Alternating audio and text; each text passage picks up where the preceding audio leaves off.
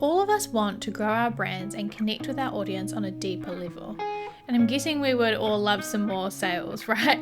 Well, if that's you, then email marketing might be just what you need. But if you don't do any email marketing in your business, or you've set up an email list but you haven't really done much with it, I'm guessing that you're not super sure where to start and how to use it effectively. So in this episode, I'm going to walk you through the steps to get started with email marketing, from choosing your email service provider to creating an irresistible opt-in freebie. Whether you are brand new to email or you need a boost to get things going, this guide is going to help you build your email list and connect with your fans in new ways. So let's get started.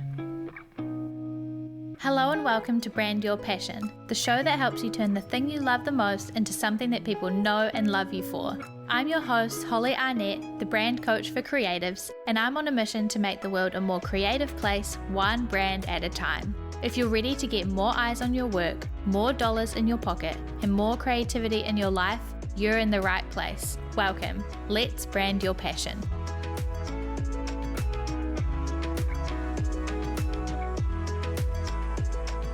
We've already talked in a previous episode about why creatives should be using email marketing, so I'm not going to go over that massively today, but go back and listen to episode 44 if you want, which talks all about what email marketing is and why creatives should be using it.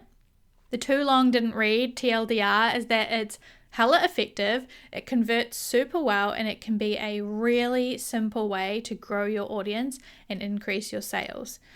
Which all sounds great, right? But where do you start? Step one is that you need to choose an email service provider, sometimes made into an acronym, ESP. There are so many different options out there. There's Flowdesk, Substack, MailChimp, ConvertKit. So you want to go and do some research, have a look at all of these different providers, see what features they have and what's going to work for you.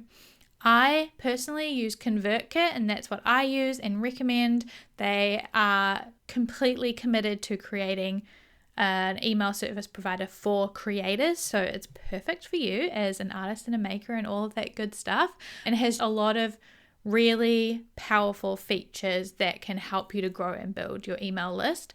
So if you want to check that out, I will leave my affiliate link in the description if you want to check it out for free. But basically, you just want to find one that works for you, that you can afford, if it has a free version or a paid version, whatever, and then choose one and stick to it and just start going. So that's step number one, is to choose your email service provider. Number two is that you want to create an opt-in or a freebie that will get people onto your email list. Unless you have a really amazing email newsletter that people know about and you can kind of say, look at all these tens of thousands of people who are on my email list, you should sign up too. Then just having subscribed to my newsletter as the call to action for your newsletter isn't really enough. People don't really know or care why they should sign up to your email list. So a way to encourage them to do that is to give them something for free. That could be enrolling them in a workshop that you're going to host. Maybe you send them a template, an email course, a checklist, a swipe file, a printable, a bonus. You could give them first dibs to things like your collection drops or things like that. You can also offer a discount. A lot of e-commerce stores will do that, but I would recommend avoiding discounts if you can, and more just giving them a bonus or something for free, because we don't want to discount your work unnecessarily. So those are a bunch of different options that you could create. How you can decide what to do or what to create is to think about your ideal customer, your ideal client, what they love, what problems they have, or why they come to you, and think about what they might love to have from you. If they just really love your art style, maybe giving them like a printable calendar to have, or a printable bookmark, or a printable A5 postcard size print, or something that they can have that's your work that they're going to love. Or maybe you teach other artists how to set up their Etsy shop, so you could create a checklist that tells people how to do that, etc. Think of something that your audience would love that would get them to sign up and go, yes, I want that thing, I'll give you my email, amazing. And that is step number two.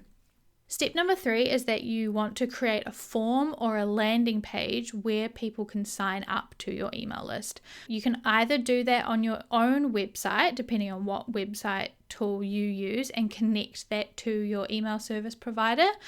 They might have an already built-in integration where it'll automatically correct, or you can use something like Zapier, which is an automation tool that can connect different apps together. You can use that to get it to tell your email service provider when somebody signs up on your website, or your email service provider might have landing page tools built in, like ConvertKit.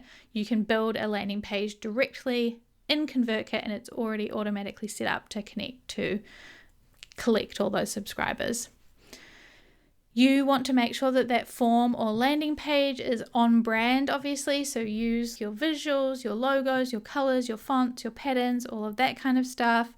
Make it really compelling. Tell them why they might want this thing and think about the benefit rather than just the feature. So instead of saying, get this checklist for setting up your Etsy store, you could say, set up your Etsy store in an hour today or something, and that will help explain to them why they might want to sign up to this thing.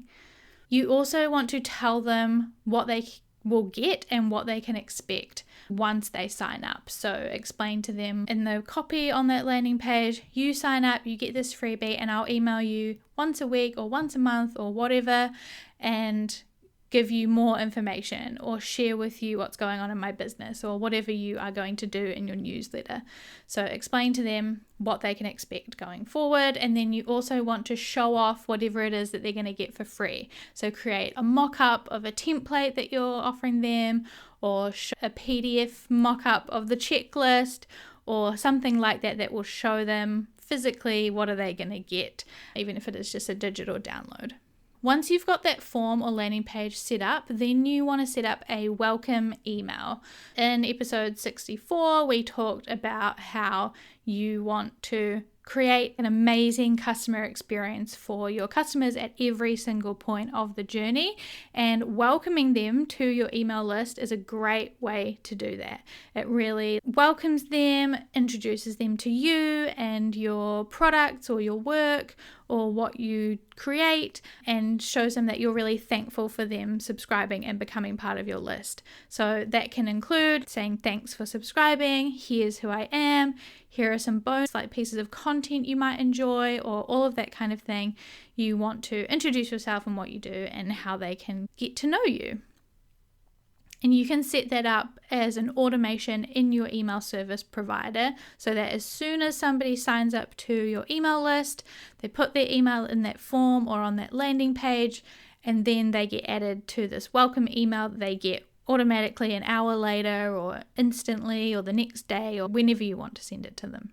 Next, you need to pick a cadence for your email newsletter and stick to it. It's really so much easier to plan and have a strategy for your email list if you do that, and your audience also knows when they can expect an email from you. Once a month is minimum when you should be sending to people, but you could also send fortnightly or weekly on a regular basis. Whatever's going to work for you, do that and stick to it. Then you want to create your first newsletter. This could include any number of things, but it could include things like where they could find you in person at events and markets this month, maybe this month's featured product. You could share user-generated content and feature people who are wearing or sharing or representing your work. Any features that you've been in, like podcasts or blogs or magazines, behind the scenes on what you're working on, updates on products or launches or Kickstarters, your favorites from this month, maybe what you're listening to or watching while you're working. You can also share your thoughts on a topic if you want more of a thoughtful, journalistic experience to share with people every time. You can talk about sales that you're running at the moment, new products you have on offer, or showcase your recent work, just to name a few things that you could talk about in your email newsletter. If you are stuck for ideas, sign up to other artists' email newsletters and see what they send every month or every week, or look at your favorite e-commerce stores and what are they sending and how are they promoting their content and their products every time. Once you have your regular newsletter and you know what's going to go into it each time, you can also send other emails in between that are added bonuses. So if you're running a one-off sale, or you are launching a new collection, or you have a really exciting collaboration, you can just send a one-off email or a sales sequence to run emails during that promotional period, or to tell people about like one-off things that are going on. And that's it. So you have 6 steps to get started with your email newsletter. Really, all it is creating an opt-in, making sure people can download it, and then sending a regular email newsletter. Once you have those things set up, you have the basics of a really amazing email marketing strategy, and it doesn't have to get any more complicated than that. There are so many amazing creators who that is their whole thing. They don't do any more complicated things than that. They just have a regular email newsletter. They have a really powerful opt-in that gets people joining their list all the time, and then they just keep sending their newsletter all the time, which then leads people back to their social media content or to their products or to other parts of their business, and works really, really powerfully. So that's it. That's how you get started with your email marketing. Please let me know how you get on. I would love to hear how it goes, or sing out if you have any email marketing questions. I am an email marketing nerd, so I love talking about this stuff. So I'm happy to chat about it anytime, but otherwise have fun and happy email marketing. Thanks for listening to this week's episode of Brand Your Passion and choosing to spend time with me learning all about branding, business, and all things creativity. You can find more episodes just like this one at makerandmoxie.com/podcast. If you like this one, you can tap that subscribe or follow button so that you're notified about each and every new episode. And if you've got a spare second, please leave a review on iTunes or wherever it is that you're listening to this podcast, because I would absolutely 100% love to hear from you. If there were some helpful goodies in this episode for you, it would mean the world to me as well if you could screenshot that podcast player right now, hop on over to Instagram or Twitter and tag us at Maker and Moxie. By subscribing, reviewing, and sharing, you're helping reach more creators just like you, so that together we can make the world a more creative place, one brand at a time. We can't achieve this mission without you, so your support means the absolute world. I will talk to you in the next episode, but until then, keep creating.